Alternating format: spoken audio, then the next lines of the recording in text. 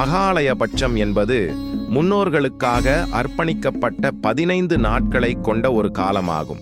இந்த 15 நாட்களின் நிறைவு நாள்தான் மகாலய அமாவாசை. இந்த நாளில் அனைத்து முன்னோர்களும் பூமிக்கு வந்து தங்கள் சந்ததியினர் அளிக்கும் பிண்டம் மற்றும் தர்ப்பணங்களை பெற்றுக்கொண்டு ஆசி வழங்குவதாக ஐதீகம்.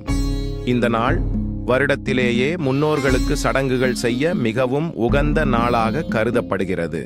ஒருவேளை மகாலயபட்சத்தின் மற்ற நாட்களில் முன்னோர்களுக்கு தர்ப்பணம் கொடுக்க முடியவில்லை என்றாலும் இந்த ஒரு நாளில் செய்வது மிகவும் புண்ணியமானது. மகாலய அமாவாசையில் செய்ய வேண்டிய முக்கிய காரியங்கள்: இந்த நாளில் நீர்நிலைகள், ஆற்றங்கரைகள் அல்லது வீட்டிலேயே முன்னோர்களுக்கு தர்ப்பணம் கொடுப்பது வழக்கம். எள் மற்றும் அரிசியை கலந்து முன்னோர்களுக்கு நீர் விடுவதன் மூலம் அவர்களின் ஆத்மா சாந்தி பெறும் என்று நம்பப்படுகிறது. அரிசி மாவு, எள், வெல்லம் சேர்த்து பிண்டம் செய்து முன்னோர்களுக்கு படைப்பது வழக்கம்.